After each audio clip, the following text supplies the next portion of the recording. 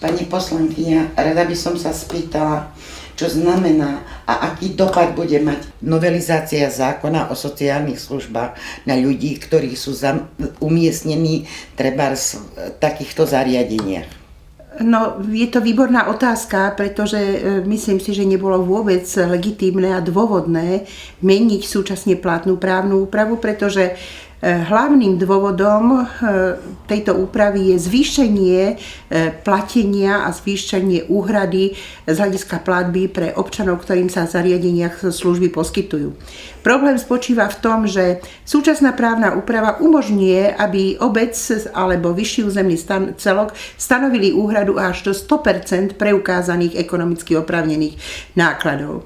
Ale obec, pretože tieto služby poskytuje ako svoju originálnu právomoc, má právo redigovať tú úpravu, a to do tej miery, že môže povedať, že poskytne svojmu občanovi, ktorý celý život žil v tej obci alebo v tom regióne, takúto službu aj zadarmo. Alebo mu stanoví úhradu vo výške 20%, 30%, povedala som maximálne do 100%. Nemôže mať z toho zisk. Ale pán minister Mihál neodôvodnene povedal, že musí to byť minimálne 50%. Prečo neodôvodnenie?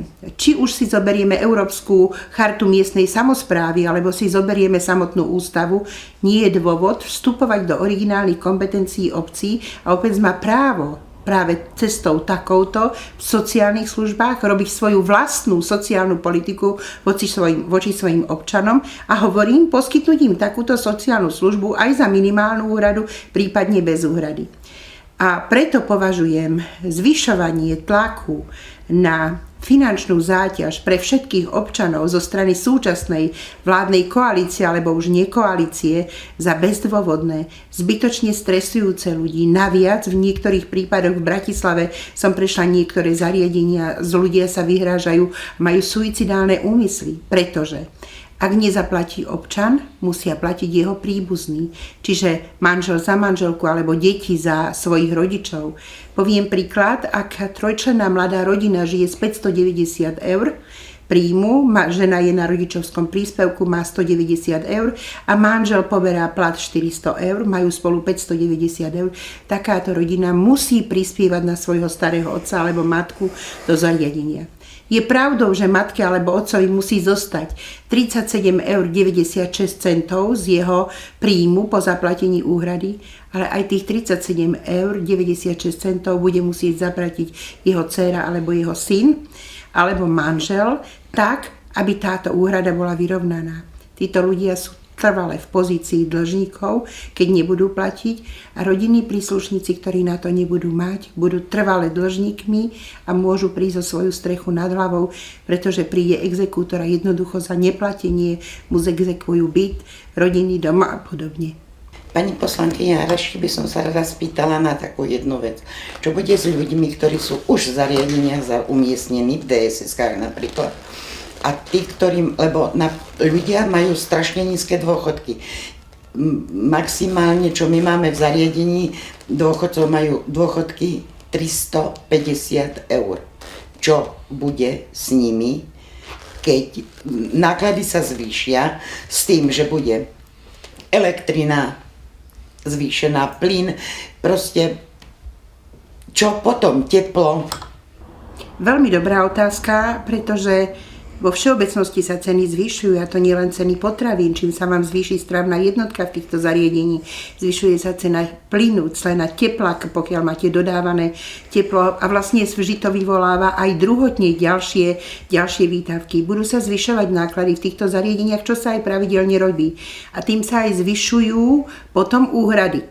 Ak tá úhrada má byť 50% celkových nákladov, poviem v Bratislave, sa tie náklady v niektorých typoch zariadení pohybujú okolo 1200–1400 eur.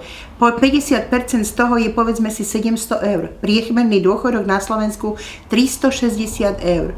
Čiže ak tá náhrada skutočne tých ekonomicky oprávnených nákladov pôjde do úrovne 50%, ten občan zo 700 eur nedokáže uhradiť, a keď si predstavíte, že má dôchodok 200 eur, 40 eur mu musí zostať, Čiže 160 eur zaplatí a ten rozdiel musí doplatiť rodinný príslušník, je to nemysliteľné, je to neutiahnuteľné. A preto dnes sú aj tie úhrady pomerne nízke, predstavujú 20, 25, 30 eur.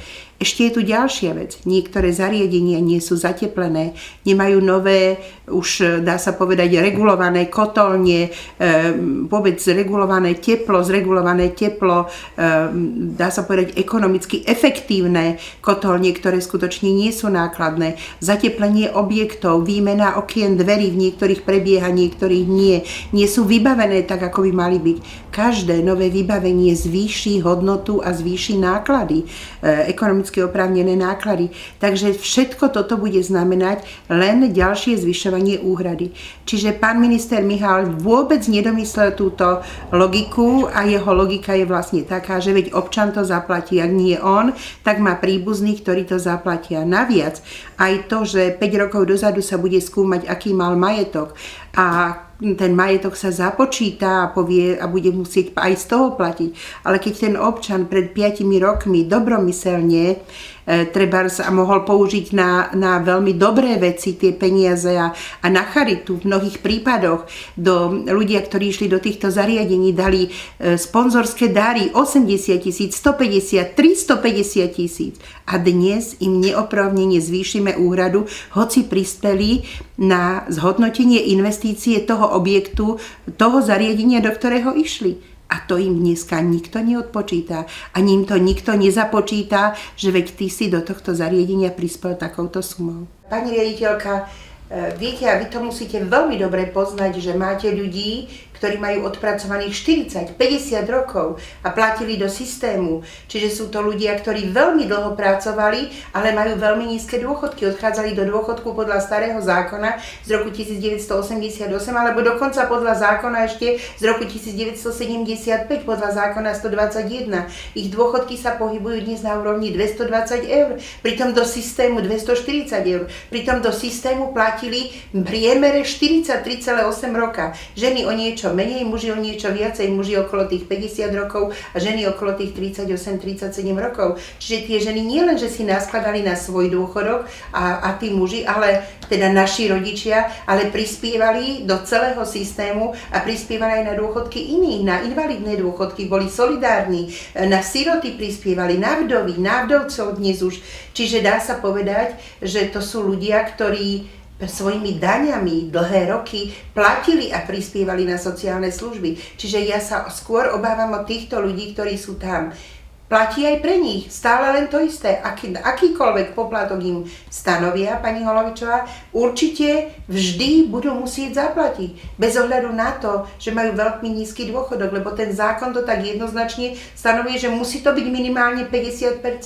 Môže to byť aj viacej percent z ekonomicky oprávnených nákladov, ale minimálne 50%.